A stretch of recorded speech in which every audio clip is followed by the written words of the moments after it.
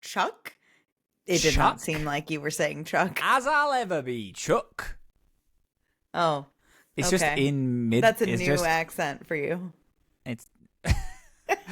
It's my. First of all, it's my father's accent, so it's actually a very normal accent for me. Oh, yeah. I haven't met your parents. No, and at this stage in our relationship, it's kind of weird that you haven't, right? Oh, it is weird. Yeah. Do we want to talk about it? Yeah, I think we should talk about it. Should we break up? What's the holdup? So, I've told my parents about you at least. Thank goodness. Yeah. But I haven't. It was funny because I was talking to my dad. He was driving me to just the station, I think. Mm-hmm.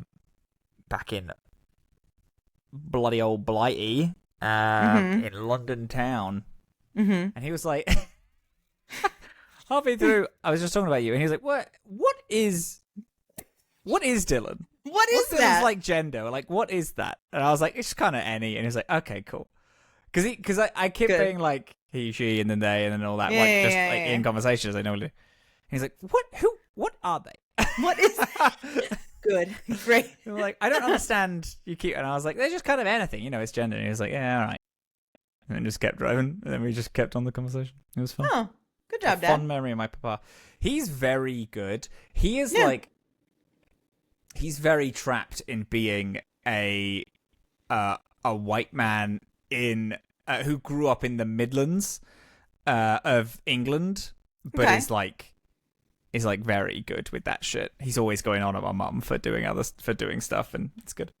That's nice. He did proclaim himself to be a socialist years ago, which I always thought was awesome because he also grew up like disgusting poor, so it's like that just changes you.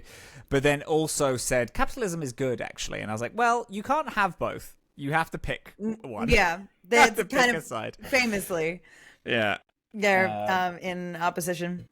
That's famously fun. They're in opposition. Do you know what's wild is that I have actually told my parents about you as well now, and we don't get on like that. So it's good. serious. Yeah. Yeah. I also haven't met your parents. Is there anything with that? Will I one day? Do we think? Do we think we should have them meet before the consummation? I think.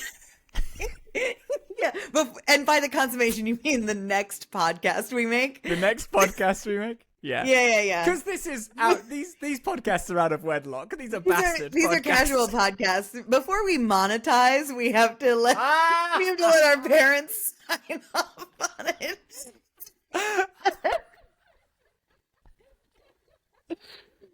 Have a podcast host wedding. Yeah. Oh, a registry for that would be sick. All the equipment we could get.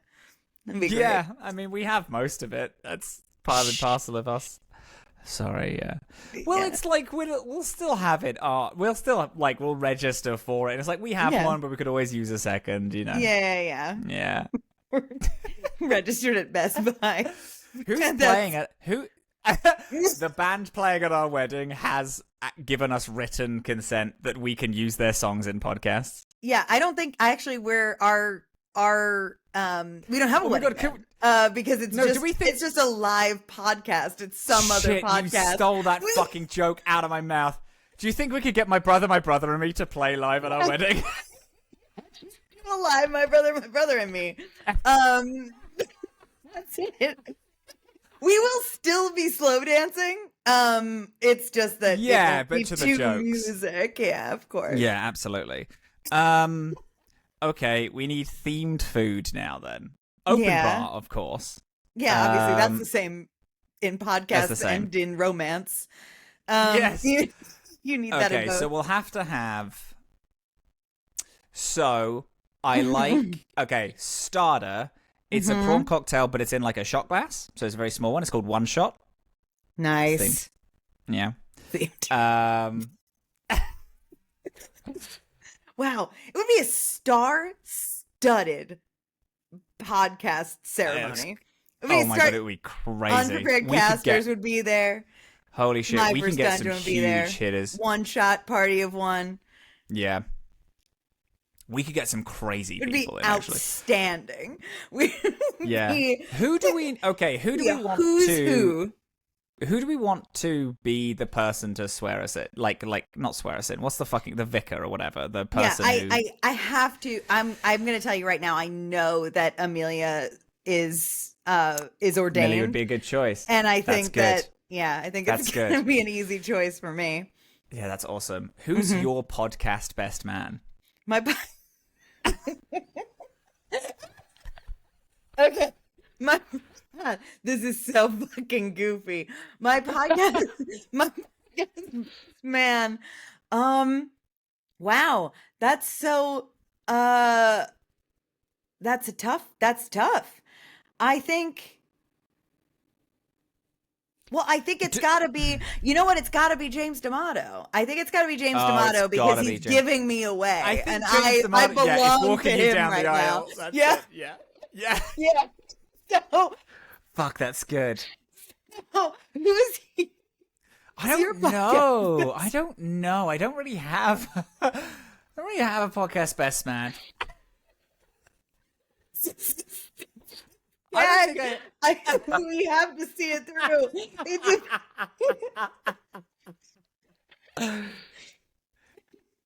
Do you think Haley Whipjack would be my podcast best man?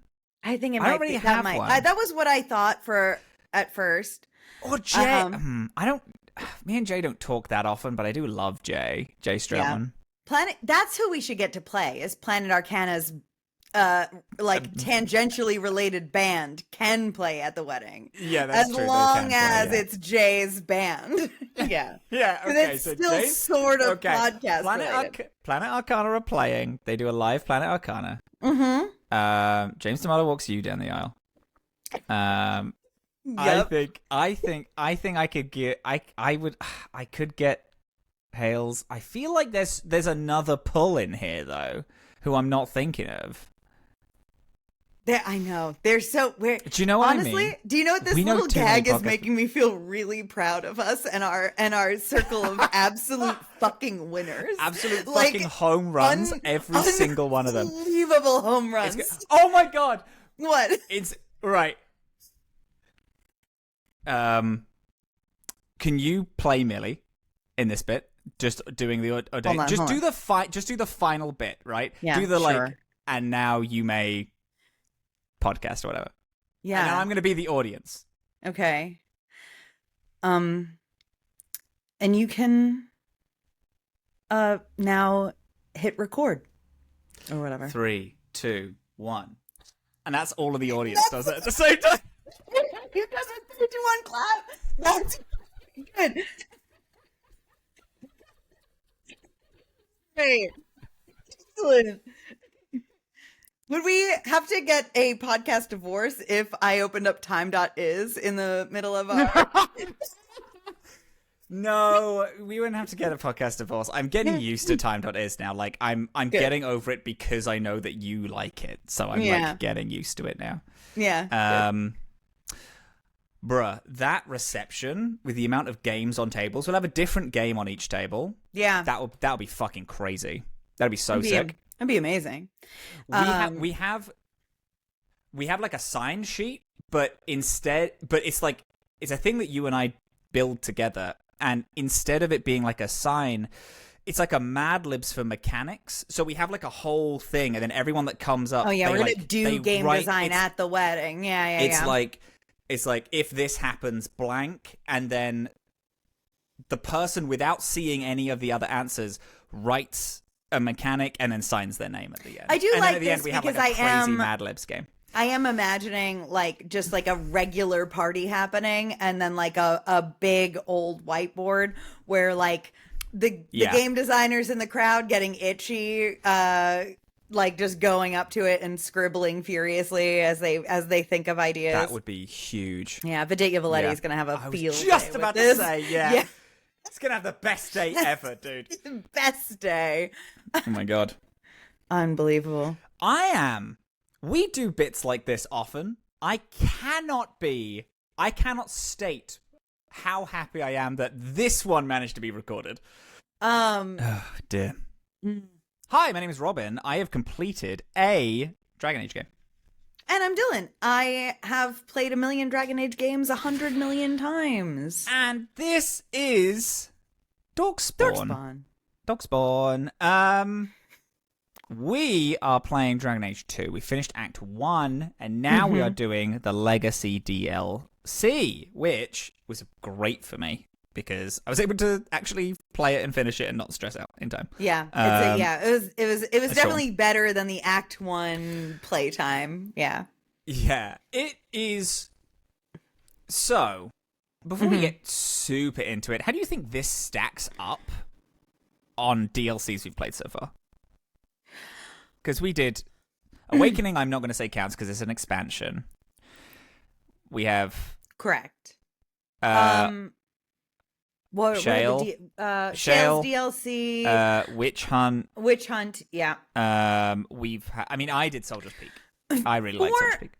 Yes, and Soldier's Peak, which I did too. I feel I liked this more than almost all of them except for Shale's. And sure. Mostly it's because so I love Shale's, but I always love Shale's. But I didn't care for a lot of the DLCs we've done because in this playthrough in particular, they had nothing to do with me. Even Witch Hunt, which I did play as me, I was like, well, this didn't really happen. This is stupid. I liked this one a lot, and I also only ever played this once before, like right when it came out, which is a pretty rare circumstance for me. So it felt really, really brand new to me. Like I didn't. I barely remembered it, to be honest. This one's crazy to me because this is, in terms of DLC, the most story-heavy, important, rich, continues on thing that I've seen. Like, of the Dragon Ages, so far. This is crazy because I know that characters from this appear in Inquisition. And are important in some way, but also the amount of lore that this shit drops is absolutely crazy. Well, it's lore heavy in the way that Awakening is. I think, though, this one has more relevance than Awakening does. I know that Awakening does affect things in your world state more.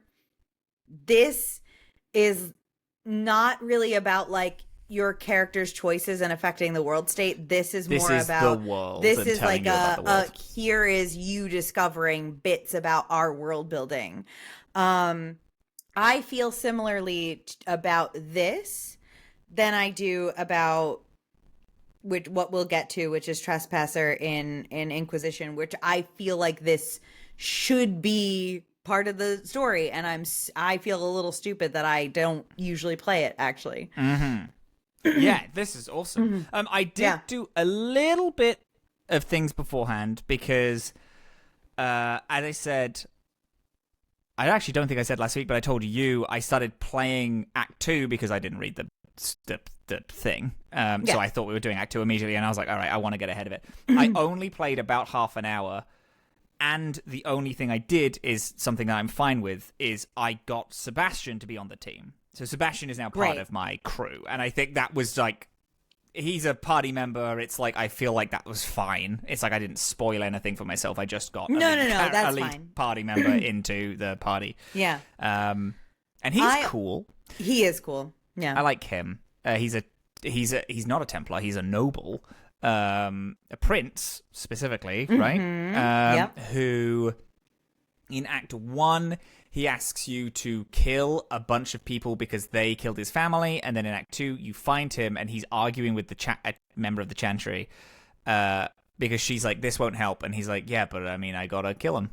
And because he's like, "Oh, it didn't make me feel better, but I have to do it more." I think. And he puts a thing on like the Chanter's board, or it's the Chanter's board. Yeah, and I got that they keep taking down, and then he like. It puts it up somewhere else, and he's like, "No, don't fucking take this down." Yeah. he's fun. But Legacy. But wait, actually, before we get into something. Legacy, I have a couple of things. Because, all right, Act 1 was so jam-packed. Yeah. That there were a couple of things that I forgot to say that I feel like I would regret if I didn't say them at you on the podcast. But actually, even before I do that, I want to say, because I would deeply regret it if we didn't say this, Peter Renaday, the voice actor who played our man Duncan, died this past week. Yeah, that's upsetting. On September 8th. So that's a big loss in like the Dragon Age universe and sucks. And in our prime Obi-Wan Kenobi best fucking Grey Warden guy. The guy who introduces us into the universe, essentially. The guy who introduces us to the concept of the entire story and to the Grey Warden motto of in death sacrifice. Yeah. He is the man. So R.I.P. Yeah, that's interesting. Yeah. The things that I wanted to talk to you about that I did not say. I think there were a lot, but the ones that I'm remembering right now are that Meryl, who we both love so much, deeply, so much, is confirmed via like banter and some dialogue that she is the Meryl that you meet in Origins, in the Dalish camp that you go to in Origins. And that because she developed magic, and that there were too many magic users in that camp, she was sent away. And that's how she winds up at the camp that she's at now. Oh my God. When she meets you. Yeah. Oh, that's awesome.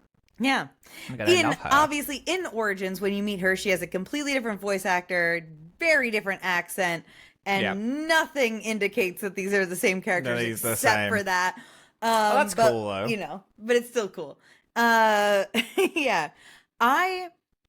Before playing the game this time, I had kind of thought that it was just sort of implied, but then I realized that I got a dialogue or like a banter where she talks directly about being sent from another camp in Ferelden. That's really fucking cool. Yeah. And I was like, oh, no, that's not me just making things up. She is actually meant to be that. Love that. Mm-hmm. Yeah. That's fucking awesome. Cool. Any more delicious, yummy notes? Not that I remember. Nice. So I think we can go into Legacy. So now I'm a little confused as to how this starts. You get a letter from someone being like, hey, you are Hawk, come meet us here in this place. Or like threatening you in some way. Because as far as I'm aware, the DLC starts in media res. You're like already on the way there, and you talk about, so it's weird that we got this fucking... Oh, no, sorry. It's Cassandra and Varric. I was with Cassandra and Varric. Yeah, you have a cutscene and then, Yeah, and then she's like, tell me about this, and he's like, you're not going to fucking believe me. Hawk got a letter saying this thing. But what transpired there is so crazy that you literally won't believe me and the things that I'm doing. Yeah. Do I like it? I don't know if I like it. I think this quest should be wove into the story itself, but what it is like triggered by you walking up to a statue and being like, hello, I would like to play Legacy, please. Yeah, a little weak. And I don't mind that for stuff that's like secondary or like feels more secondary to the story, but because this feels like such a woven in part of it, I would like something more than just a statue, though. I would like a letter or an NPC or something that's something that hey, gives it to you. Be integrated a little bit in. But yeah, no, as long as you have done the Destruction of Lothering, which is like that whole, all of the prequel leading up to you being a citizen of Kirkwall. A house in any way. Yeah. And so it appears in Gamlen's house, and you can, it's a griffin, by the way, which just is super exciting because we know that griffins used to exist in the Dragon Age universe. So it's a griffin statue. You interact with it, and then you select your party. This is fun because I like it at the end of Act 1 or beginning of Act 2, whatever you want to call it. But depending on who you have recruited and who has left or who has died or whatever, at whatever point you do play this in the game, that is your available party to go with. So even though it feels like a separate thing, it's like your choices have mattered in terms of what you're going to do here. So I was reading up on it a little bit, and I read somewhere that it is canonically like in the middle of Act 3, but the game reacts to you dependent on like where you begin playing it. So that's interesting because I thought that, I thought that it happens like a year or something after the Blight ends, which I take to be somewhere in Act 2. But I mean, I don't know. I might be wrong. I might be misremembering. I might be wrong too. And if you correct me on it, I think I'll kill you. Okay. In the not you, Robin. I'm talking to the royal you out there in the. Oh yeah.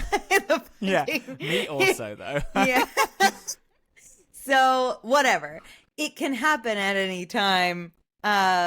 Canonically is a nonsense because they word. talk to you. They talk to you as like if they change dialogue to match the scenes you're in, it doesn't fucking matter where you play. Like it nebulously takes place in one of the 3 acts. Yeah. Who was your party going in? Yeah, I took my A team, which is Varric, always Meryl, and Fenris. Who the romance has started. We're vaguely in the beginning parts of the you're in the talking stage. Yeah, we're in the talking stage. I originally took Varric, who I think is a 100% you have to take. I brought Sebastian because I had just gotten him, so I kind of wanted to see how he interacts. It turns out not a lot, so I abandoned him pretty like halfway through the dungeon. Yeah. And then and I took Anders because that's my relationship starting. Anders, who is almost a 100% should definitely bring him. He's so important, has like whole scenes dedicated to him being there, and it's fucking awesome. So we'll talk about that. I'm a big Anders. I'm becoming a big Anders stan right now. I love that. Yeah. To the point where later on after the DLC, because I played a little bit after the DLC, but I just went to people's houses. Yeah.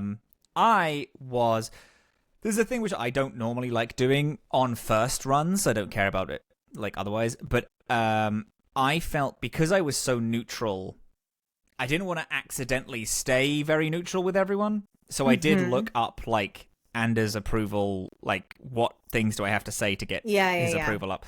And I Googled that after, and I juiced my approval like crazy. I got 35 in a single conversation, and I was very happy with that. But my romance with Anders is beginning. We're flirting a lot, and I'll talk about it later. Good. Yeah. Excellent. Okay. So, regardless of your pick, Bethany starts in your party originally. She walks up in the initial cutscene because she's also a hawk. I mean, for us, I don't know if Carver does, but no, it would be either of your siblings. Either of the siblings. And she's like, man, I'm so glad the circle let me go out, and be able to do this. And I thought that was fun because I was like, oh, yeah, it's cool that she's out now. That is fun. But then she was like, okay, I'm going to go, bye. And I was like, oh, no, shit. I really, really think I should have Bethany in the party if she's in the opening cutscene. And then she just turns around and walks away. So, minor spoiler, later on in the dungeon, you get one chance to change your party. And then I switched Sebastian out for Bethany. That's fun. I am again also like, that was the correct choice. There was really no. It's like those three characters, Varric, Bethany, and Anders. They all have so much interaction in the DLC that I was like, oh, this is good. I brought the right boys along. Yeah. But you arrive. Do you want to say what's happening? You get the cutscene with Cassandra back to the interrogation scene that we get like in the beginning, and the cutscenes in general. And Cassandra's like, there's a chasm in the Vinmark Mountains, and says that when the Chantry tried to investigate this, they couldn't do it because wardens overtook the place and were like, no, you're not allowed in. Yep. And so Varric is like, oh, right, don't let me tell you about that. Then again is also like, you're fully not going to believe me. Yeah. I'm going to tell you everything, but you're not going to believe a single word I'm saying. So we go to the Wasteland, which that's a new place. For us, in like introduced into the world for us, and so immediately we learn that this is a Carta related thing because I think you're attacked group. We met the Carta in Origins a bunch when we're in Orzammar, but now interesting, the Carta as topsiders is kind of, I think, a new concept. So that I think is interesting. But they're all milky-eyed and weird. Yes, specifically. Yeah. So so we get attacked by a bunch of Carta. We get attacked and then again by a fucking million of them. They all specifically talk about two things whilst they're attacking you and in minor cutscenes before they attack you. They talk about your father, saying how you have the blood of the hawk and your father is is very powerful and XYZ, and you don't really know why they're doing that. But they also talk about a man called Corypheus. Well, not even a man. They talk about a being called Corypheus and how Corypheus will free them, and Corypheus is the best and good, and they love him very much. As you're walking, as you're slaughtering hundreds of them whilst you're breaking through their barricades and walking toward a place that looks fucking awesome. A big spire tower, dwarven spire tower that leads down into the deep roads. Yeah. Then oh god, that's the when you're lured there by a Carta messenger too, who tells you where to go. I feel like there's something one of them drops a thing that is also fuck. No, It's not. Oh, it's not actually that. I thought that was something. I thought that was something important. What? Never mind. I was on the wiki at this point, and I just do want to bring up that that Legacy was written by Jennifer Hepler, Jennifer Hepler, who has written in so far all of the games, not in the Veilgaurd. But she, I'm just looking at her credits, and it's like games: Dragon Age Origins, Dragon Age Origins Awakening, Dragon Age 2, Dragon Age Inquisition. She has 2 books, Anders and Sebastian. The characters that she wrote are Branka and Hespith. Dragon Age 2, she wrote Anders, Bethany, Cullen, Elthina, Gamlin, Leandra, Sebastian. And then she wrote all of Ozma in Origins. Every single quest in Ozma she wrote. So clearly, this is the dwarf woman. Because this is also woman. Very dwarf-based. So she just wrote every single thing. She wrote the Dwarf Commoner Origin, Paragon of Her Kind, Anvil of the Void, and as well as the Legacy DLC. So it's like, oh, she just did all of this. And then it says other contributions, Ozma. It's under what other all of Ozma. That's fucking so cool. Yeah, so the writer for this is the dwarf. Yeah. It's fun, isn't it? Okay, so we go into the chasm. Which is like this beautiful, like ornate thing.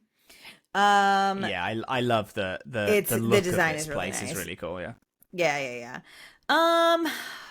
There's a lot of fighting, and then I think it doesn't get too interesting. You start seeing like Brontos like right away, which I found really interesting because I guess I forgot that they're not a Darkspawn thing. They're just an animal that's they're like a Deep Roads animal.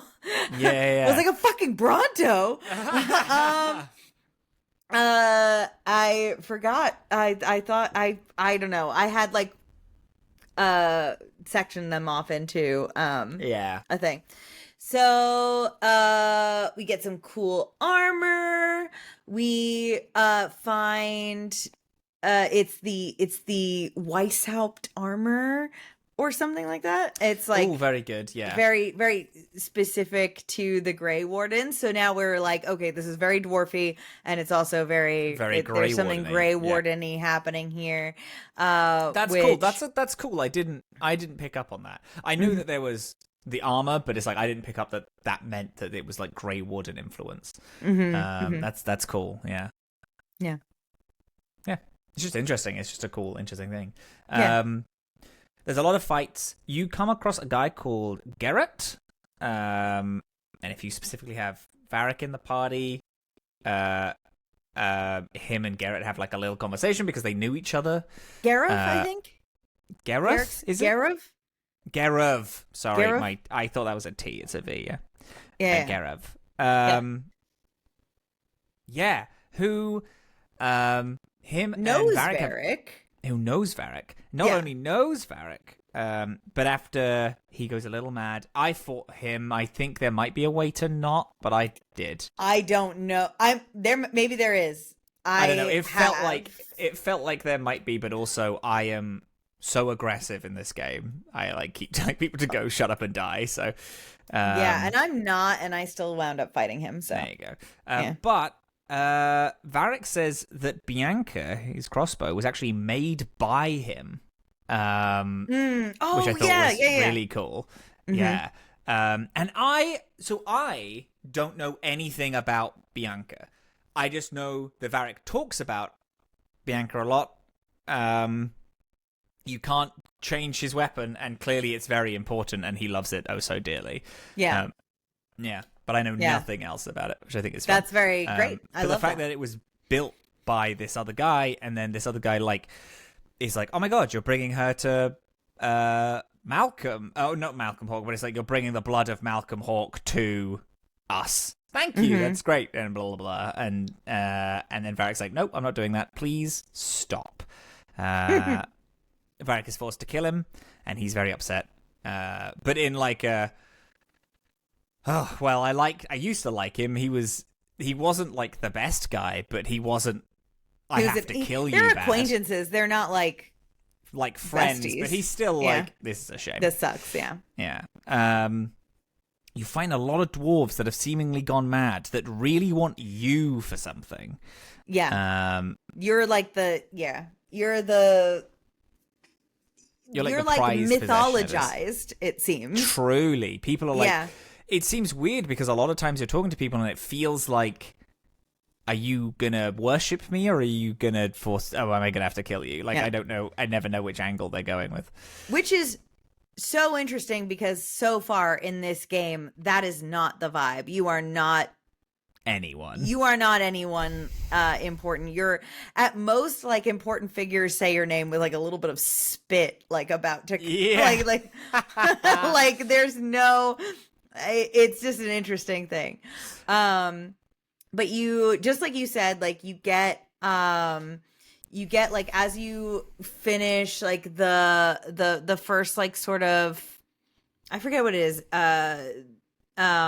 room, like after this kind of interaction with Garov, you do have like an opportunity to go all the way back to Kirkwall, like, and restock, resupply, change your party, do like whatever. Well, there's outside of a boss room before this first boss is like a change your party horn, which is where I changed my party. But yes, you could go all the way back to Okay, cool. It fully is like, oh yeah, that's right. It does. Oh yeah, no, you are correct. Yeah, that's how I did it. Yeah, because they're like, hey, do you want to just go back to Kirkwall and we'll pause it here because you're not going to be able to leave after you walk through it. It is also revealed in the conversation with Garov that he's drinking Darkspawn blood, or these guys are this like Carter of dwarves the milky-eyed dwarves. Yeah, they're all drinking Darkspawn blood and all have. Is it you drink Darkspawn blood and you have the taint, or you like that's two different things? So I think it's implying that they're more like the dwarves we meet in Deep Roads, written by whoever it was that you just mentioned, because she mentions in addition to Bronca, the other dwarf lady who was milky-eyed and doing poetry at us, right? Was talking about how they were eating the Darkspawn to stay undetected by them, and for whatever reason they didn't die, but they didn't go all the way Darkspawn. They stayed in like some weird like sickness, like perpetual sickness. So I think that's what is like something similar to that is what is happening here. So the boss that before that you meet is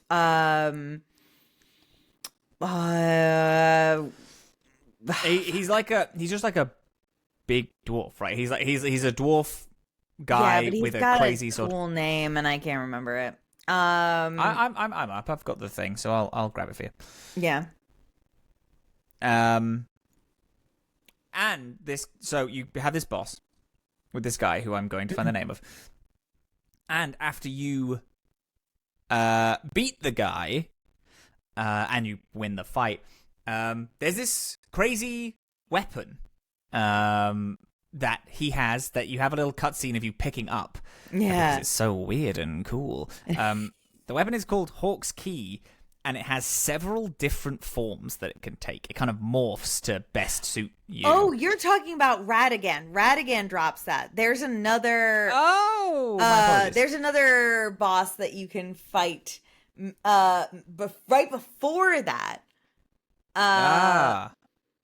Malvernus. Before you go through... So if you go through the gate, then you have to fight the Carta boss, which is Ratigan. Yes. And everybody fights Ratigan. But you don't have to fight Malvernus. Oh. Okay. Secret boss. I didn't know there was a secret boss. Yes, Malvernus is the pestilent one, a demon. That is you pick up like little codexes about him, which is probably why I'm guessing you didn't fight him, because it's like... No, I started reading codexes in the tower, but I didn't for this opening bit, yeah. So you get like a couple of little codexes that you pick up around when you're still in like the wasteland. I think you get them all while you're still out, like before you even enter the spire thing. And Malvernus is the demon of some pretty Christian things. I think it's like pestilence and decay and hunger or something. It's pestilence is definitely one of them. Yeah. Which is it just feels very all-consuming religious or whatever. And so this demon has been eating all of the Tigers, and turning their body into goop. And yeah. Wow. So yeah. They look like kind of just a regular mage guy. I'm sure. But yeah, you can fight him. That's pretty cool. Or you cannot. It just depends on if you unlock it and you get there. But yes, the key you get after you fight the Carta leader Radigan, who is just a big dwarf. And then you can go further in to the deep roads, I think. Yeah, because this is called Hawk's Key. Our item is called Hawk's Key, and it's specifically it's cool because a thing which I always am like sad with games is there's a really cool item that's really strong, and it's like, yeah, but I'm not a mage, so I can't fucking use this. It's rubbish. Or so sword and shield, and I'm not using that. What I really like about this is that it changes depending on what you're running. Yeah. At the moment. So I got like a really cool like single-handed sword because I'm a sword and shield, and I imagine you got a cool two-handed sword. Yep. Love that. That's really cool. Yeah, it's super duper fun. I think that's awesome. Yeah. And then because of that, you can go out of these like deep road kind of mines and go fully into this the tower, as it's called. You go in and you find that, well, I mean, specifically, this might not be like a real thing, but Anders comments on it. Anders is like, oh, this is a mage's tower. It's just underground. It's like, it's a mage's tower going like the opposite way. And I'm like, that's fucking awesome. That's so cool. That it's like, and specifically this is a dwarven build because the top of the tower that you see before you go in, because you like go all the way down and then go all the way back up again. Is how the tower is like designed. So you see as you're going through the top, you see like the final room, but also the fact that it has dwarven statues like all the way around it. So this is a mage's tower that was built by dwarves. It's pretty cool. Right, which has some implications because dwarves can't use magic. We are repeatedly told over and over and over and over again. Yeah. What I like about this is that so far this game to me it's like, you talk about dwarves. We've talked about dwarves a lot. And just like, we had the writer of this DLC is like a big writer for dwarves. But we had Act 1, the end of Act 1 is we find a prehistoric dwarven Tig. It's pretty cool. Right. And now we find like a prehistoric dwarven mage tower. We also encounter Sandal straight up using magic in the deep roads. Yeah, lots of stuff. Very interesting dwarven. Yeah, like they're expanding on dwarves a lot so far, as well as like, I mean, even as like a slight side thing, Varric is like arguably the most important character in the thing. Like he's like the big fan favorite, and he's the narrator of this whole tale. Like he comes and he's like the best friend character, and that carries over into Inquisition. He's also in the Veilgaurd, so it's like he's a big character. He's a big deal. So there's a lot of dwarves in Dragon Age 2. Yeah. Dragon Age 2 is for the dwarves. He also introduces the concept of someone who's not really like a topsider or like a child of the stone. He never was born in Orzammar. Yeah. He's never felt a connection to the stone. He's not religious to like dwarven custom, and he's just, I think he's Androstrian, actually. I think he believes in the Maker.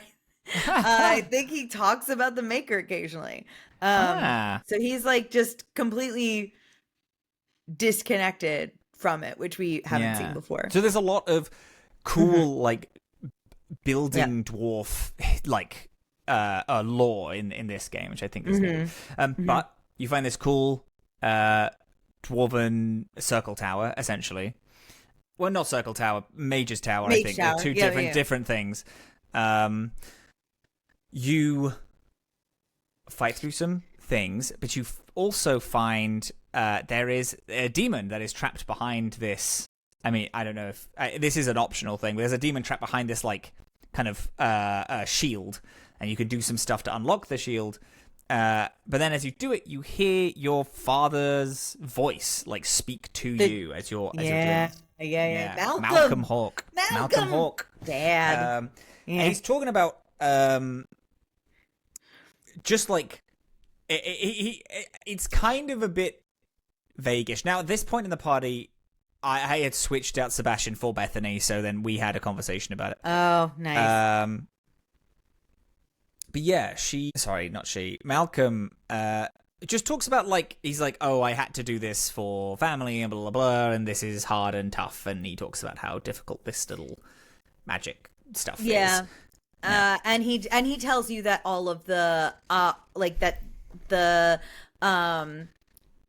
that everything has been bound here by like a spell. So like all of these, like you're getting like attacked by these like shades and demons and stuff like that, and he tells you that they're all trapped here by this like magic ritual that are binding them into this location.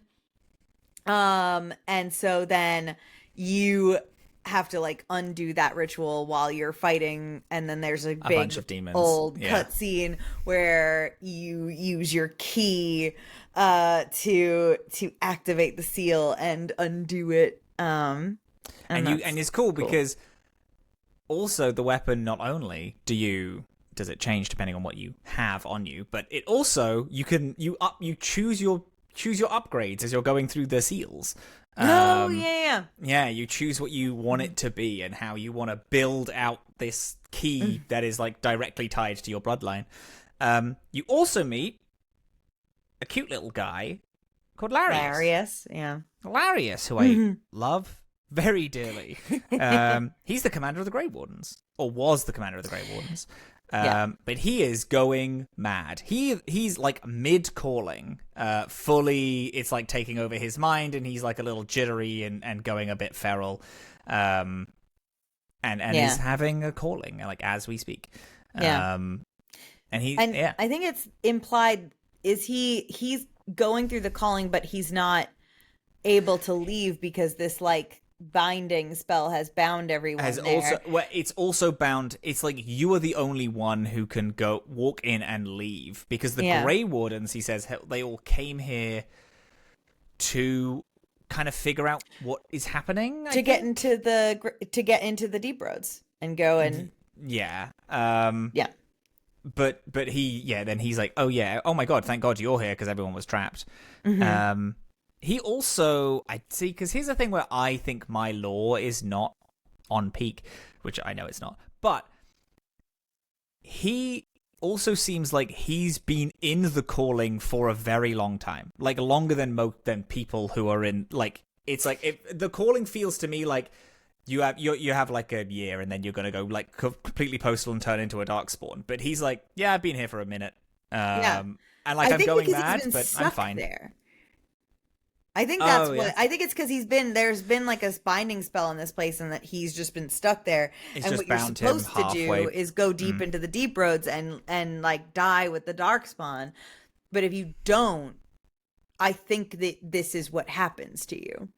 Oh, sure. If you don't do what the calling is asking you to do and telling you to do, this is your just fate. Kind of stuck. Yeah.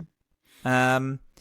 also, after you do, so there's another demon, because I was previously talking about there's another thing about releasing some shades. You have to click like 3 buttons. You have to click 2 buttons and then release a shade. This is under the Malcolm's Will quest. And then that opens a thing. But then the you go into the tower, and then there is a demon that you like unlock. You have like a fun little boss fight, and then you can upgrade the key. So there's 2 different unlocking demon things. But after you unlock, after you like beat the thing, you upgrade the key. Then if you have Anders in your party, he starts being like, "Oh shit, this fucking sucks. I am hearing someone talk to me in my brain," and he starts freaking out a little bit. You then Meryl also talks about That's hearing.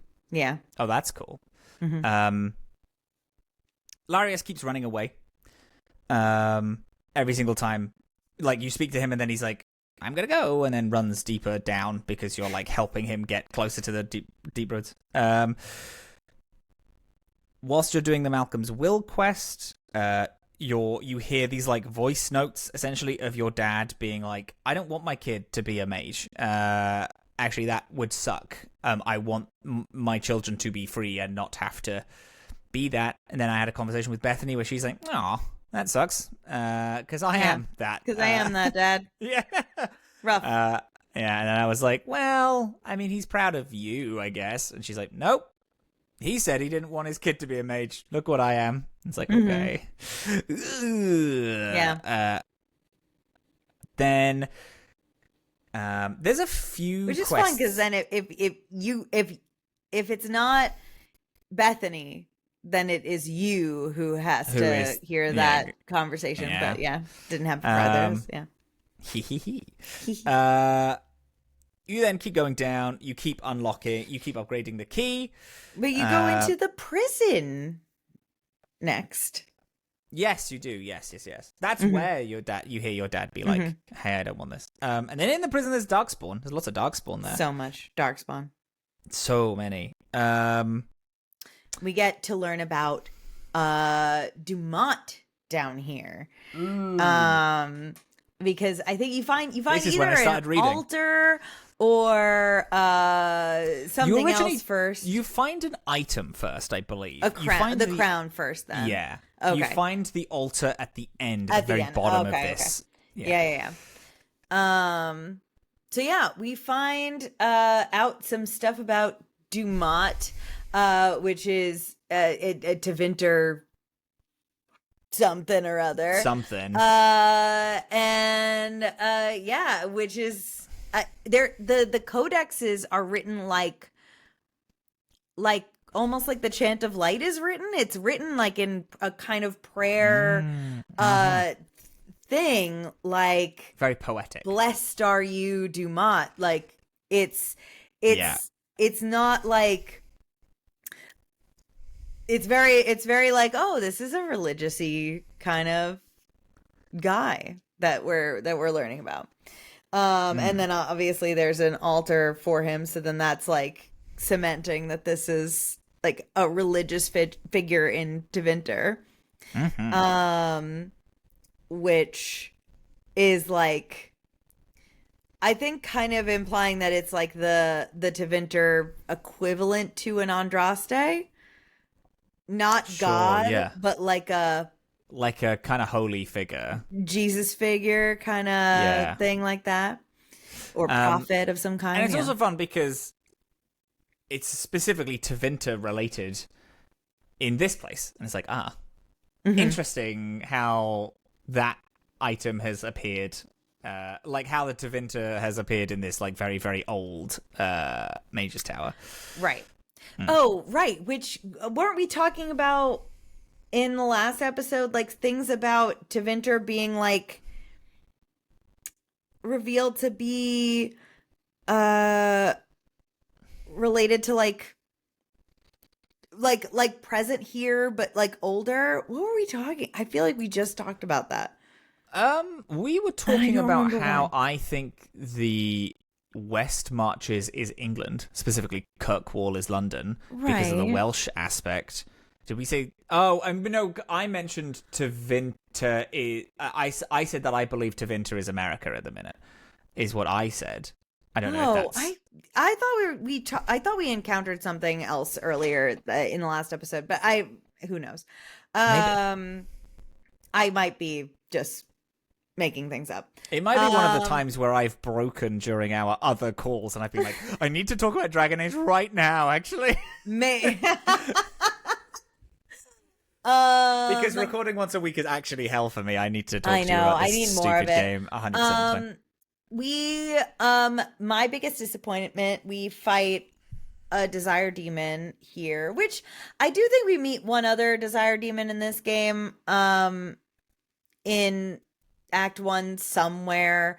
But I miss, I yearn for the days of the Dragon Age Origins desire demons. Where they are not just like a 2-second animation and then you kill them. I want them to try to trick me and seduce me and tell me how they're going to give me the life I never got to have. But it doesn't happen. You just fight and kill her, and that's fine. So yeah, we go further down into the prison. We fight a million Darkspawn.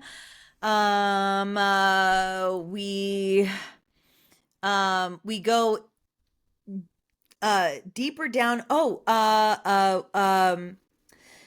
We find like some more stuff about the Legionnaire, which admittedly is a quest in Origins that I don't pay that much attention to, and I know I should have.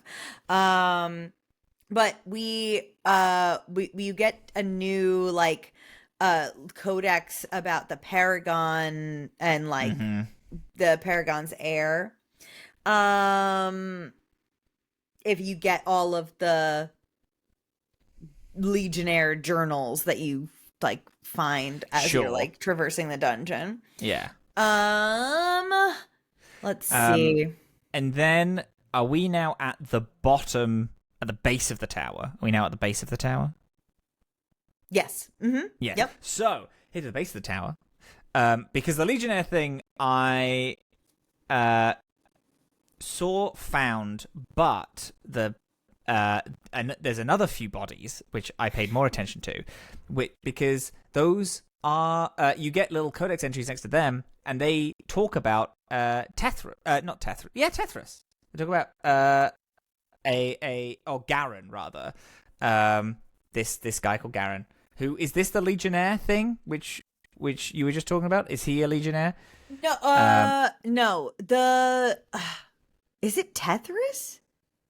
Oh my god. Yeah, because it's a guy called Garen, right? Garen. Who Varric is like, why the fuck do I know that name? That's crazy. And it's about a guy who I believe was exiled for killing his sister, but then it turned out he didn't do it, but he was just in the Deep Roads. You find another one, which is slightly more about him, and then you find another one, and then Varric's like, oh shit, this guy's name's Garen Tethras, and then he was retroactively like made a paragon, and then made a house, which ended up becoming my house.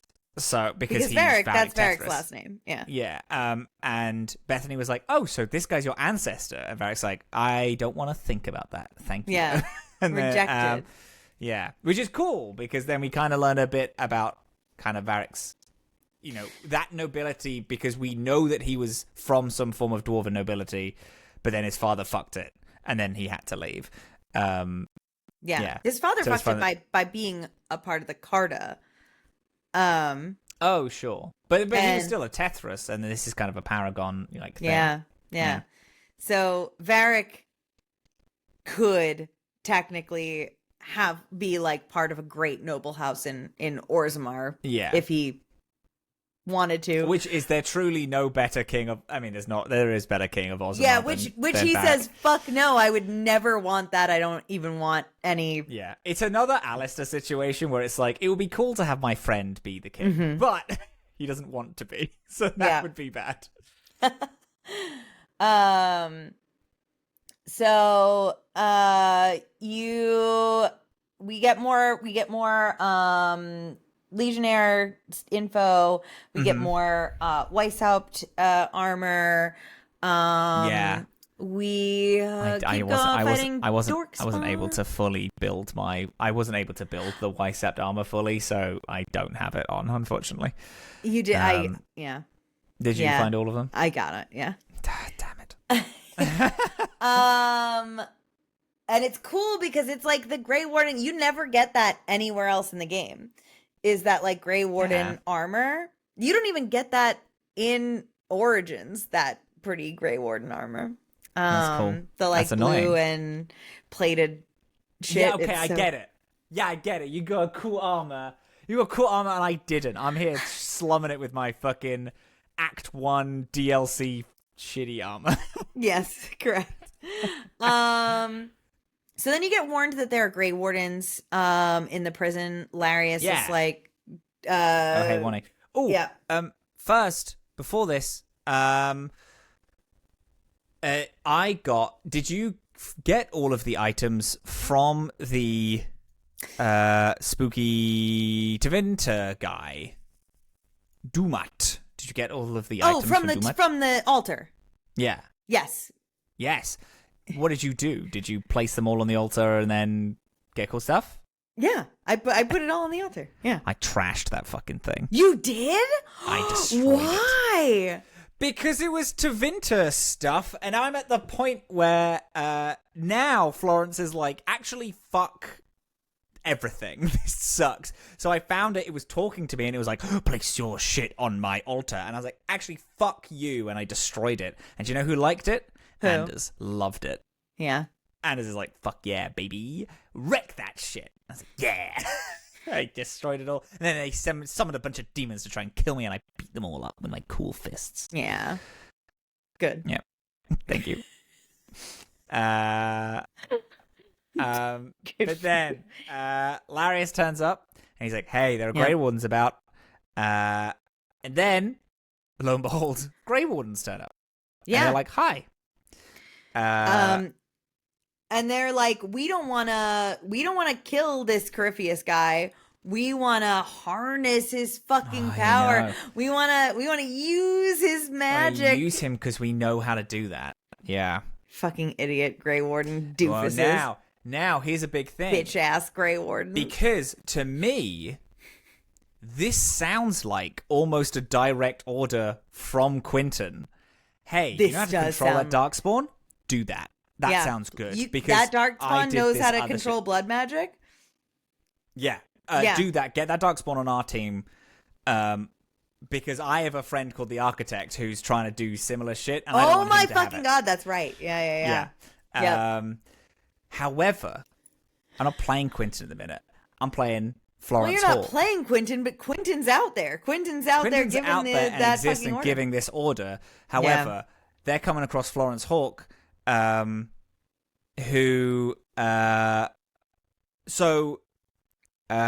Janaka?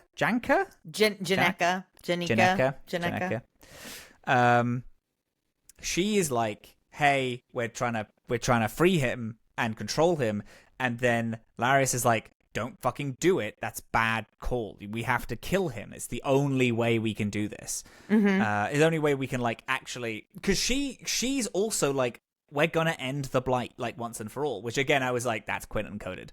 That's very Quentin coded. Because obviously that was his whole thing at the end of Awakening. He's like, I'm gonna fucking I'm gonna end it. And from my perspective, shit has completely fallen apart without Valeria. Absolutely, yeah. What the fuck is anyone doing?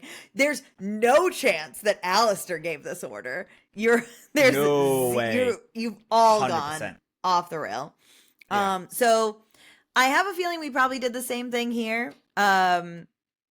Especially if you were looking up how to make Anders love you. I said, hey, shut the fuck up, I'm gonna kill you now. Yeah. Well, actually, because both of our love interests actually agree on this. It's like one of the few things that these two doofuses do agree on.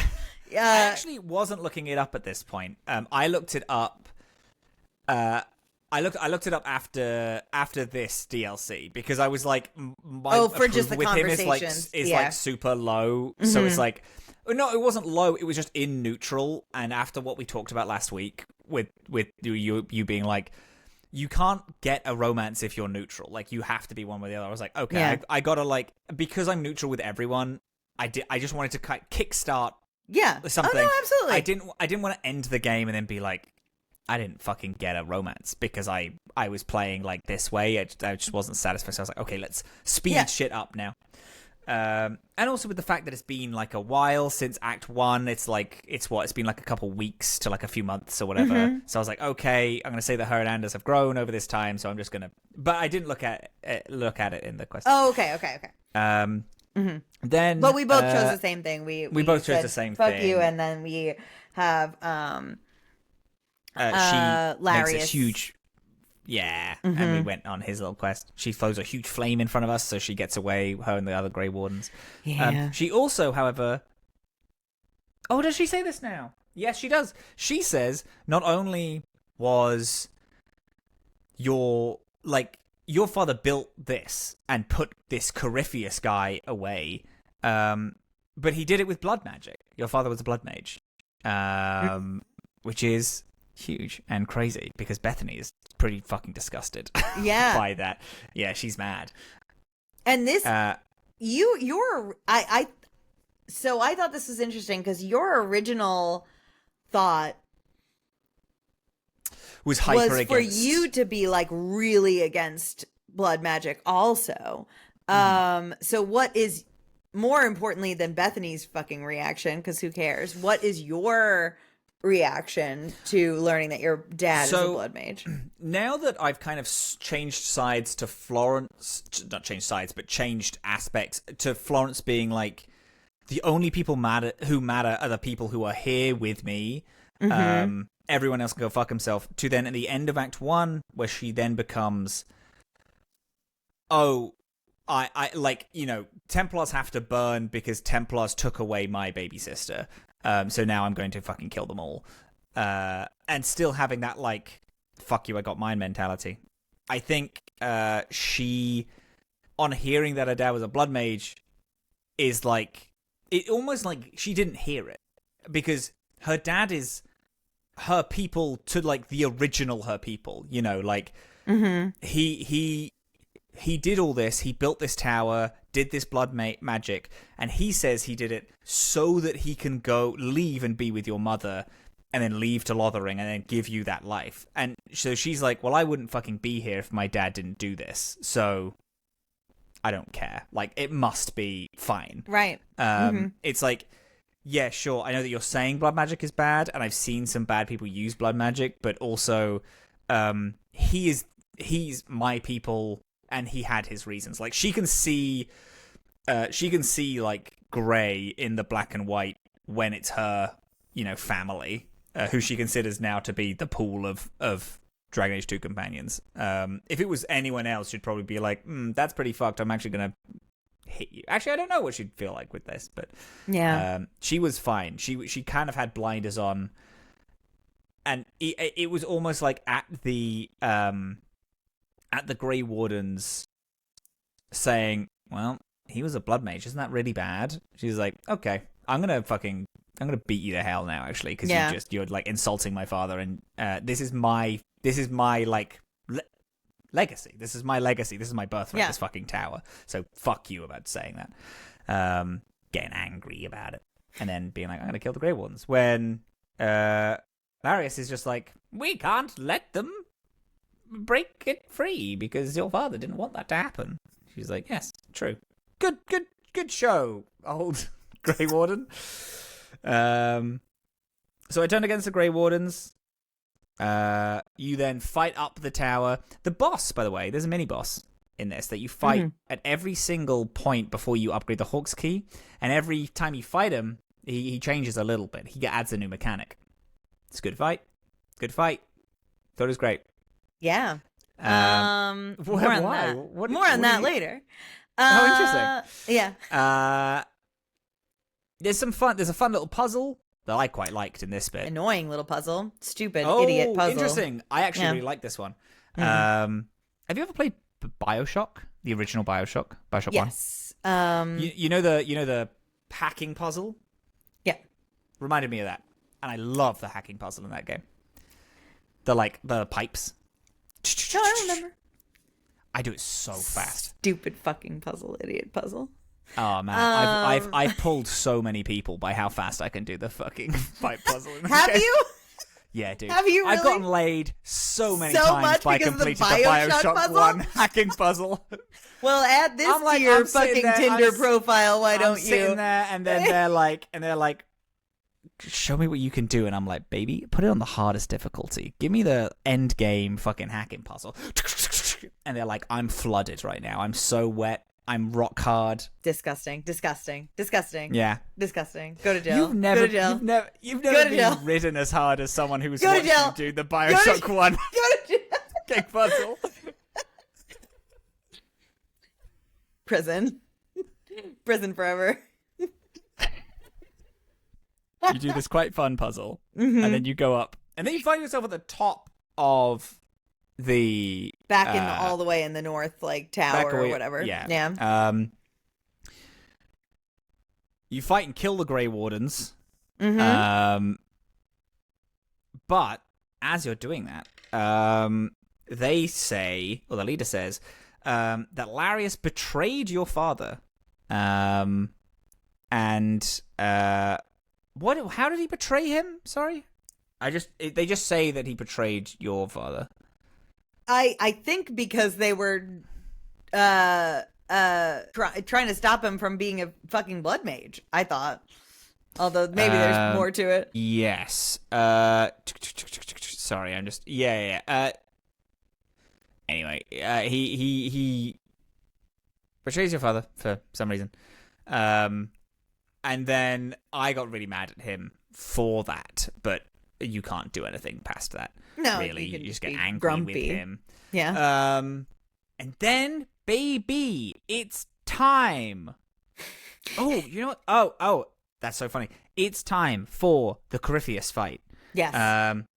I didn't understand this note until just now. I put, ooh, love this guy, because I released him. You release him with your own blood, and also the key. He kind of comes out, and he's all fucked up. He looks so weird. He's melted. I wrote, ooh, I love this guy. This character design, so fucking cool. I think it's awesome. I think Corypheus looks like the coolest guy. Yeah. He looks like Pizza Face from Are you doing a DFTBA reference in the year of our Lord 2024? No, I don't know what that is. No? The John Green Pizza Face thing? No, Pizza Face, like the Keenan and Kel character from... Oh my god. I thought you were dating us 10 years and you were dating us 20 No, I was going back instead. 25 years. No, baby, she said. I'm going longer. No, They you went know this is a way dated further reference? away. We're going all the way back to retro. It's not. Damn. Fuck me, I guess. So, you have a cool little conversation to him. By the way, every single time you break a seal, Anders keeps going worse. Because vengeance. I totally fucking forgot. Before you walk into the tower, Anders goes fully postal. It turns into Justice, summons two demons, and then you have to fight him. It's crazy. It's awesome. We fought him, and then afterwards he's like, "Holy shit, I'm so sorry. It's really bad news for me to be in here." And we're like, "It's okay, baby. We'll get you out. Don't you worry. We'll get you out of here." It's a whole new little thing, and that's why I'm like, Anders is like a must at this fucking bit. Does anything happen with Fenris? You said Fenris, Varric, and Meryl is getting upset. Like, I think that the hearing things is a mage thing, because she does mention some stuff. Fenris is obviously like, this is a fucking awful place full of awful people. We should kill everyone and leave. He hates everything that's happening 100% of the time. Which Ash is too. And I think Ash is kind of like this whole situation with our father and with all these discoveries is just like, this is more stuff that we have to manage for other people. Like, we have to make sure that everybody is fucking okay about all of this all the time. Yeah. And now mom, like, what the fuck is mom gonna say? Like, and, oh my God, yeah. You know, like, and Bethany wasn't with me, but like, oh, dad was betrayed because he was the wrong kind of mage, and we have this like scourge on our family name, and Bethany's locked up in the Circle Tower. She shouldn't know about this because like she's gonna get fucked up. Actually, yeah, you're right. I mean, Ash's whole facade is crumbling right now because things are not okay. Things are not haven't okay. Been okay for ages. And this is ruining the fucking lie. This is ruining the fucking lie that everything's okay. And everybody's upset. You know, and also she's actively undoing her father's work. Yeah. During this whole thing. I imagine that must have taken a bit of like an exhaustion of she spent so long building up that everything's okay, only to like, you know, find the fact that her father did the same thing. Yeah. And tried to hide it, and now you're unraveling all of that work that he's done. Yeah. Which, that part Ash is fine with. Let's unravel it. Like, sure. This is not a legacy I want. I don't want this kind of notoriety. I don't like having the burden of knowing it and having the burden of all of the people I love knowing it, because it makes them all so upset with each other and so angry. And it is my job to make everyone fucking okay all the time.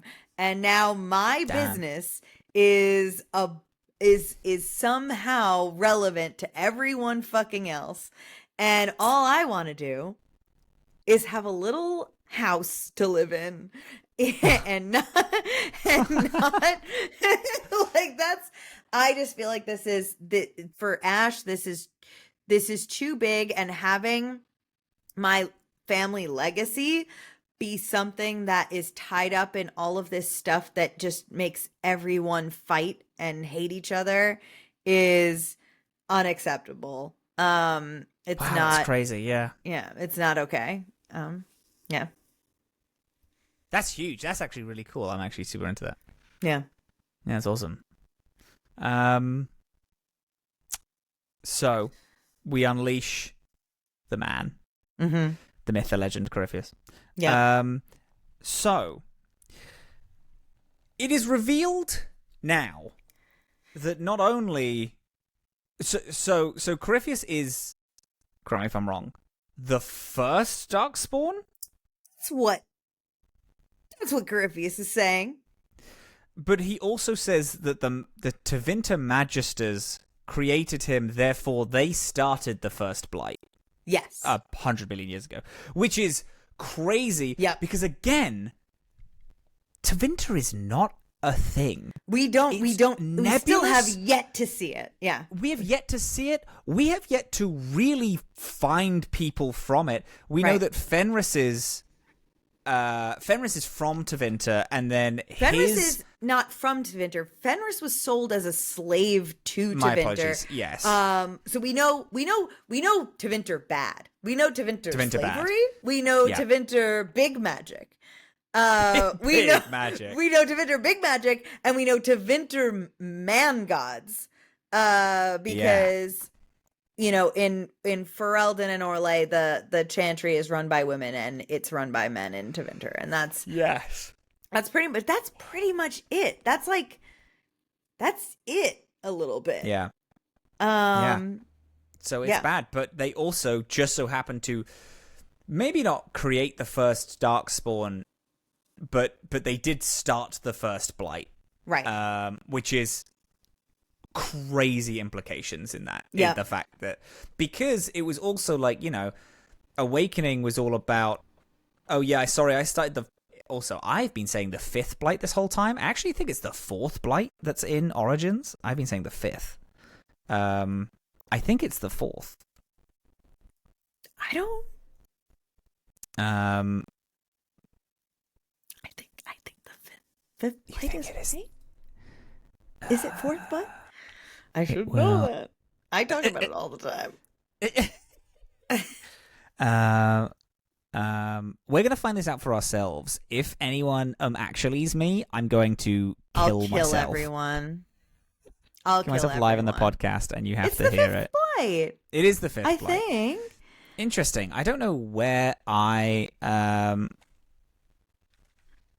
Yeah, it is the 5th blight. You're the inevitable. dragon. Yeah, the inevitable architect 5th blight. awakened it. Yeah, the 5th blight. Yes. Okay. Yeah. Mm-hmm. So we know that the architect accidentally spawned the 5th blight. Yes. But in that, he's like, I'm trying to end it at the same time to end the blight permanently. But then here we have the guy who created the first blight, and what I think is fun is both of them look very similar. Yes. Corypheus and the architect. I don't know if there's a meaning behind that. You even thought that the architect was Corypheus. I thought the architect was time, Corypheus. Yeah. I don't know if that's like a story thing or if it's just like a fun parallel. No, it's intentional for sure, because I think that the journey that leads you to thinking that you can control these old gods, causes you to become this kind of corrupted thing. Oh, interesting. And that is the architect is a less evil being, but is more of a gray kind of character. But they both have kind of undergone the same affliction is what's happening. They both, because their faces are pretty human, more human than we see from other Darkspawn. Yeah. To me, they read as like, I don't know. Yes, to what you're saying, ultimately, like there is this corruption in that, but they read to me like the first guy. If he is the first creation, it's because he was he may have been experimented on or corrupted in this very normal way where people are forcing corruption onto someone. And then that made me question the architect and did that also happen to him, where he was also experimented on in some way, and then now he's like the other way to me, where it's like Corypheus is, I'm God now, I'm gonna go super evil, to the architect where he's like, I'm actually gonna try and help in some way and fix this, which I think is fun. Anyway, I like them both very much. They're two of my favorite characters so far in Dragon Age. Love that. I think Corypheus is fucking awesome. I think they're really cool. Yep. Yep. But when he gets released, you do have to fight him because he's in the best fight in the franchise so far. Yeah, it's a fun fight. It's a great fight. Yeah. It's good. It has actual mechanics. There are things going on. Everyone died but Florence, and I thought that was fucking hot. Mm-hmm. It was awesome for me. I finished this fight with just Fenris. Hell yeah, warriors unite. Love that. So devastating. That's also pretty cool. That must be if this was like a TTRPG game, that must feel me and my future boyfriend left alone on the battlefield. It just must be like what's the word I'm looking for? Like a release. It's like a therapeutic for Fenris to kill a creation of Tevinter. Yeah, evil, the first or the oldest known living magister. That must have felt great for him. He's like, hell yeah, I that's my shit. That must have felt really cool. You got a thing that I don't get when you kill him. A shield? What did I get? The amulet. Oh, I got an amulet for Anders. Mm-hmm. Yeah. Which Anders comments on. Fuck, what does he say? And why is it I don't know. important? I didn't have them. I just know that there's an amulet and I don't get it. Yeah, fuck you, you fucking loser. He gets the Seal of Dumat. He gets the Seal of Dumat. And that sucks because he does comment on it. He says something interesting about it. Yeah. He says that he doesn't believe that the Tevinter Magisters corrupted the Golden City and brought Darkspawn to Thetis. We have a huge conversation about that, yes. Yes, and then when he gets the amulet, he says that maybe that's not true.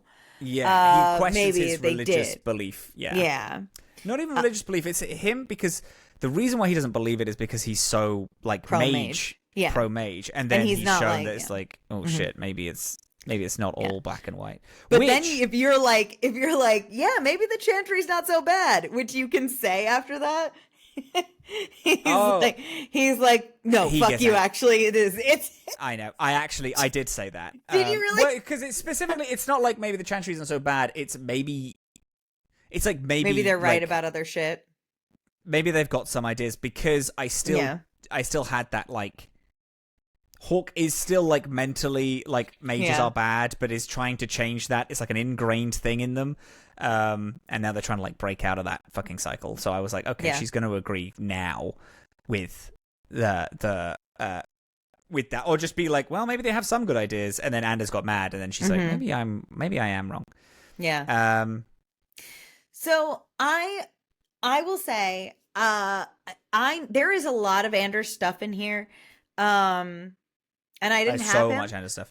But unlike Awakening and Witch Hunt, where I could feel...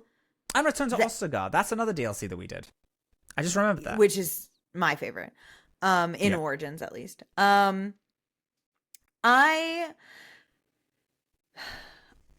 felt like in Awakening and Witch Hunt, I could feel the fact that I was absent, or like that, and like I could feel that like I was missing things.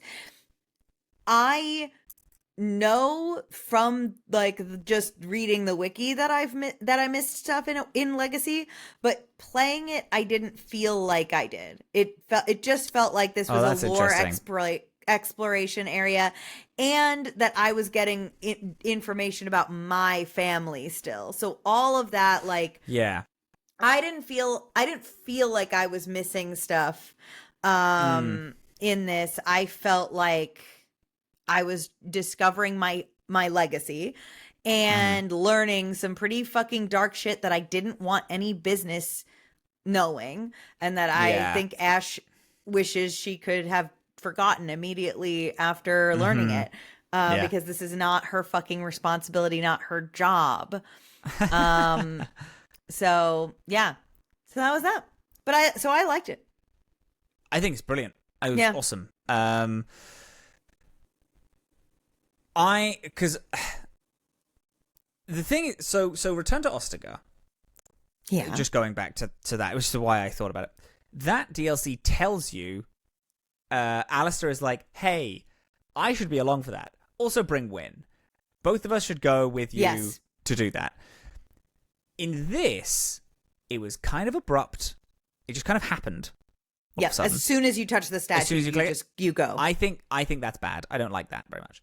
However, I understand it in terms of a narrative, like, because I also understand, like, why it kind of does work, because it's Varric telling the story, and then it's Varric being like, sorry, we went on this thing, to Hawk's what the family. Fuck happened with that?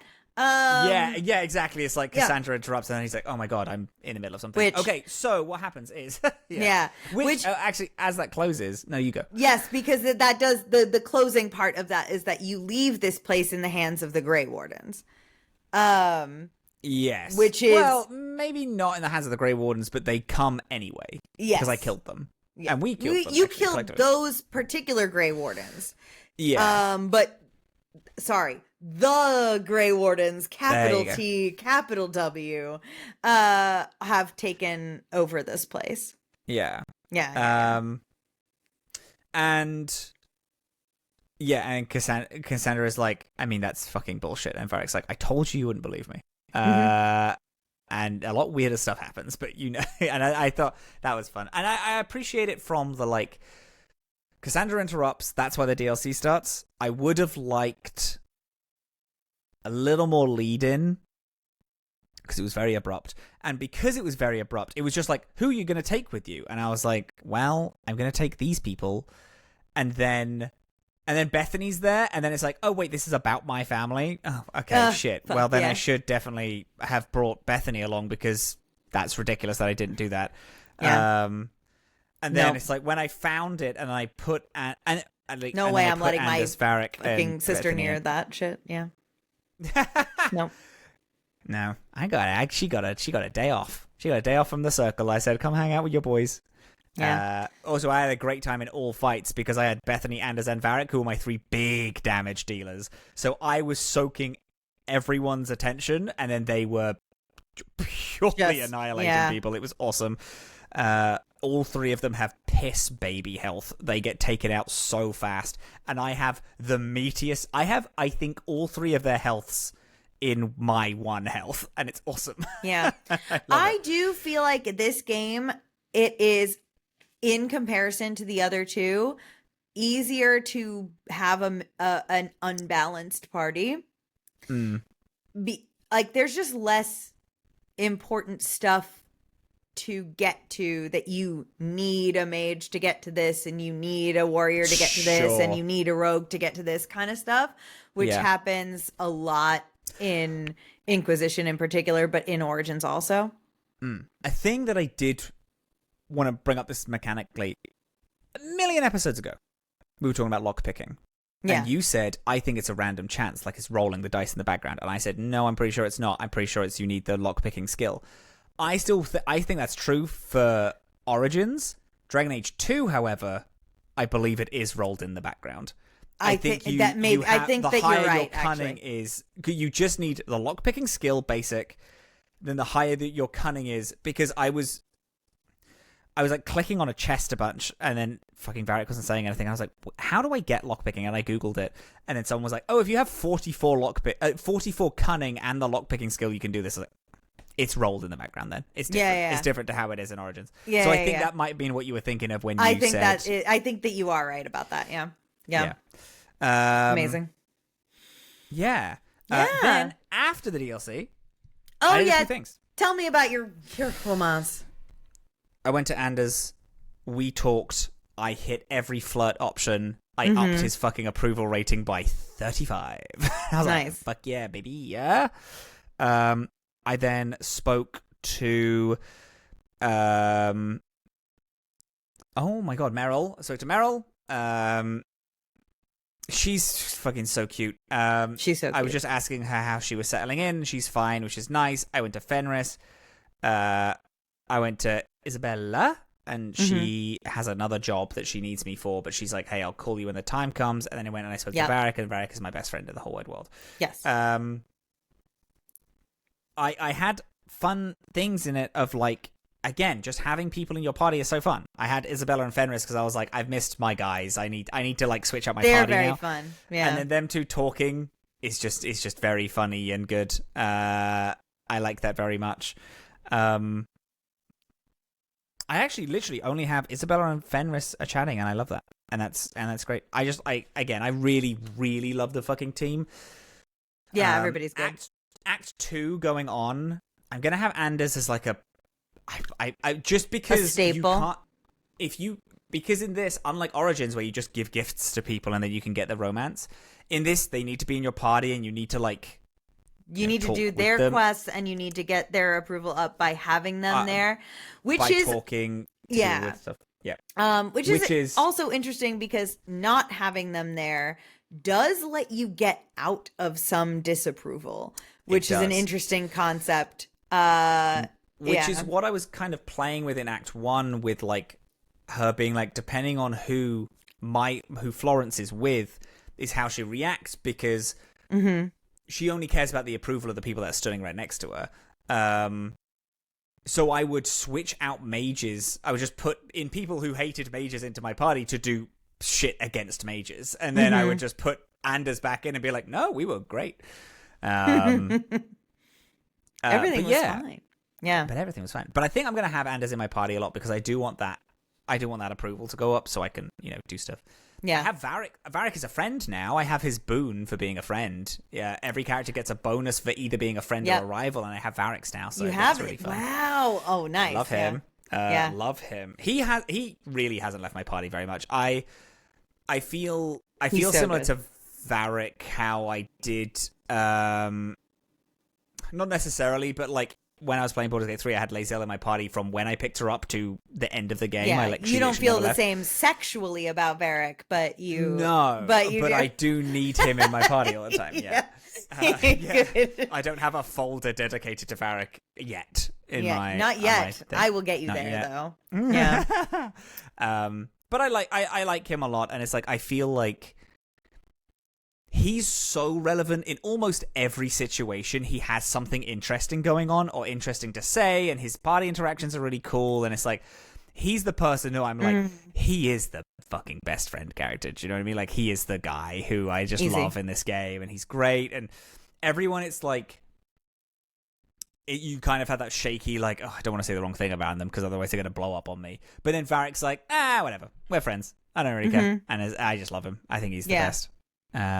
He's cool, he's interesting guy, and I love him. Yeah. Which, I mean, you can have a rivalry with Varric, and you gotta be a real piece of shit to have Varric just like you. It's really fun because it gives a small log line of like being friendships and rivals with people, as I said, because like, you get that little boon. The friendship for Varric is, he's gonna, like, he'll tell your story, like he'll talk about you in every conversation or tell your story or whatever. But then the rivalry is he's gonna tell your story whether you liked it or not, and I think that's really cool. Funny. Like, as him being like, no, fuck you, actually you sucked, and I'm telling everyone. I'm telling fucking everybody about the bullshit you did. Yeah, I think that's awesome. Versus bragging about his best friend. Yeah.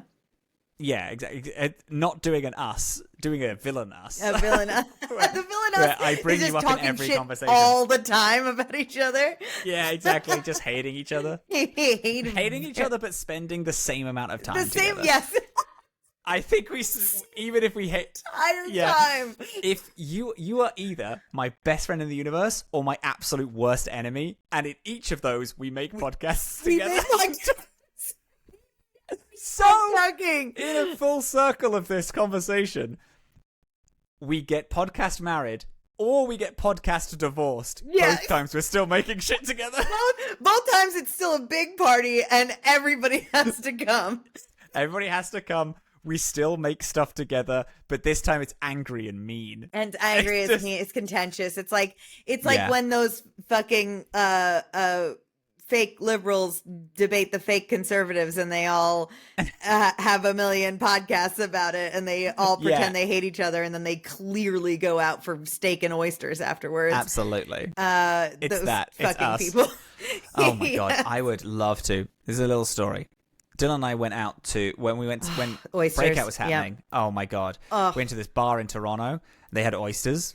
Fucking amazing. Oh my God, they were so good. I would kill any one of you right now to have one of those oysters. Any of you. Hey gang, Sloan, people listening. I know you're listening to this. Sloan, I would kill you first for one oyster. Sloan, if you kill someone so us three can share oysters, that'll be the move, babe. Yeah. Yeah, that's how you get back in my good graces. Get me a fucking oyster. Murder someone for us having oysters. Yeah. Mm-hmm. Oh, we should get oysters. We should, yeah. When I'm later in the year, I'm coming to New York. Is there a good oyster place in New York? Can we go get oysters? Yeah. Yeah? Yeah. Don't look at me like that. Don't look at me like I'm scum for asking no if New York oysters has here bad in oysters. New York City. Like I'd live here if we couldn't get oysters here. Great. Like... Oh dear. Yeah. Briefly, this is. Did you do anything after the DLC? Did you do the DLC? No, I didn't, because I had all those conversations before the end of Act 1. Right. Mm-hmm. This is not for nothing. This is truly for nothing. I'm just looking at all the writers Yeah. A lady called, because I was like, I wonder who wrote Varric, and it's a lady called Mary Kirby. Mary Kirby. Yeah, she's a major writer of Dragon Age. Yeah. Major writer. Has wrote a bunch of the World of Thedas volumes. Wrote Loghain, Sten, Merrill, Varric. Is Varric's writer, it looks like. Yeah, she wrote The Landsmeet. That's pretty fun. 2 quests I don't know. Other contributions, large sections of the Chant of Light. Wow. Yep. That's crazy. Isn't that mad? And then my curiosity also took me over, and I need to find someone else. Jay Turner wrote Orgrin, and that's basically his only contribution to the Dragon Age franchise. Wow. Imagine being the Ogren of the Dragon Age writing team. I know. He also, however, wrote in part Mass Effect 2, which is considered to be the best one. So I'm interested to come back to Jay Turner to see how he's grown from writing one of the worst characters I've ever seen to writing one of the best games of the BioWare. Is there franchise. a bad character in Mass Effect 2 that he could be responsible for? One shitty guy in Mass Effect 2. There is one optional companion, and I mean optional in terms of you can have one companion or another one, but one of them is clearly the bad one. Yeah, kind of similar to a Loghain, but less fleshed. Sure. I bet he wrote that. I bet it's that. He did write one of the DLC characters in Mass Effect 2. However, the DLC characters in Mass Effect 2 genuinely suck. The one that he wrote is particularly very good, but she does nothing for the rest of the franchise. Sure. I'm interested to come back to that later, actually. I like having the writer credits up. I think this is really interesting. That is very fun. We haven't done that before, and I think that's fun. The specific characters who people have written is something that I think should be talked about. The writing in this game is really... Yeah, especially in this game, which is... I mean, we've talked about how, the mechanics of the fights outside of this DLC, which I think has at least... 2 fights that are interesting enough to have to be cool. Yes. But overall in the game, we know that the mechanics are not what got the attention here. The attention went into the writing and the characters and their dialogue and their backstory and their lore and stuff. So that's for sure. Yeah, I definitely think it's good to talk about, especially when people are, Because I was just interested. I just offhandedly saw who wrote this, and then and then I was interested in the fact that she wrote all of fucking the dwarf lore, which is some of my favorite bits. Actually, I think the dwarf lore is arguably the best in the series. Is the best, most interesting thing. It's not to me. The most interesting thing is the fucking Darkspawn. Is the architect and now Corypheus, which I think is great, and all of that stuff I think is super interesting. I'm really, really excited to come back to Corypheus for Inquisition, because I know that he's in it regardless of what you do. Of course you can. But I think I'm really looking forward to that, because interestingly, I actually remember I know I mentioned the few. I didn't like Inquisition. I didn't think it was very fun. I don't like the mechanics in it at all. I thought it was very sloggy. So I'm excited to go back to it now. But the thing which I thought was so sick is I thought Corypheus was awesome. Yeah. So I'm really looking forward to going back to that whole mess and also going into it with, because I know I talked about this a couple of times, but I'm not sure how in depth I went on the pod. There's a specific choice in Inquisition which, if you know it, because it relates directly to Dragon Age 2 is the choice. It's a big moment. Yeah. And I hadn't got a character. So I was so uninvested in every part of that story that it was almost like a switch. It's I was kind of enjoying it, then this thing happened, and I was like, oh, I don't care about this game anymore. I have no investment in all this stuff that's going on. Because it was so clearly such a huge, enormous moment. Enormous moment. I have a sticker on my desktop with when we get to that part of Inquisition, or the parts leading up to it, there is something that I will actually be demanding that you do to lead up to it, so that you get the most out of backstory from your first 2 games. Possible.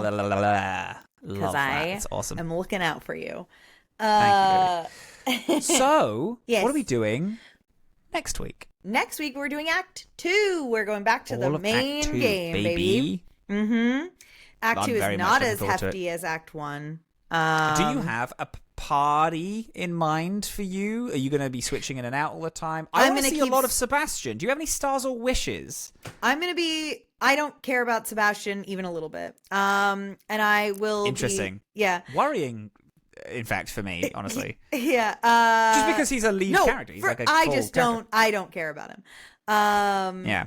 But I will be switching out my party for at least the first half of this act. I'm going to still do that. Because right now I'm not where I want to be in terms of how much my party is loving me. So I have some work to do still. Do you know what would be interesting though? What? Because Sebastian's a Templar, right? Yeah. Or is he just a noble? I mean, I think he's if you're going like pseudo anti-mage with Fenris, having Sebastian in your party is interesting. Yeah. Because he's also kind of anti, so it's like they may get on. Because Varric hates Sebastian and says it all the time. All the time. For me. Yeah. All the time he talks about how much he doesn't like him. To his face when we're walking around together, and I think that's very funny. I want Sebastian, because I don't know him, so I want to get to know him. And it's like, his voice is delicious to me, a little Scottish lilt that he has. So I do want him in my party a little bit. I might have a Gaelic party running around, so I might put Meryl and then Sebastian in and be like, come, let's all hang out and talk together. I'm going to have a lot of Isabel. I like Isabel. But I don't have any connections to her, so I do want to have an Isabel, like, heavy Act 2, I think. I'm going to have Anders basically untouched throughout the whole of it. I'm going to have a pretty Isabel heavy. My second and third slot, Isabel, and I might be switching out with some other people, but... I have a very personal goal about Isabella that I won't say yet because it's spoiling. Cool. But I have a goal. It's something I've never accomplished in playing this game before. Awesome. So I'm really trying to put a lot of conscious effort into making a specific choice, this friend group or event, the way that I want it to be. So what do you want it to be? I just have work to do socially. I have we're not there yet. I can't go into it more until more things have been revealed. But I have social planning to do. I've got to play the game. Capital. It's time to play the game. Yeah, it's time to play the game. Time to play the game. That fucking meme. I keep saying it anyway. Stupid. Embarrassed myself. So, you fucking bastards. You scum. You scumbags. You pieces of garbage. Your suffering. No. It is your suffering. No. Your struggles. Your struggles have only just begun. Go die in a hole. Get out of here. Get out of here. Yeah. That's... Damn, people are getting off on that, babe. That's fine.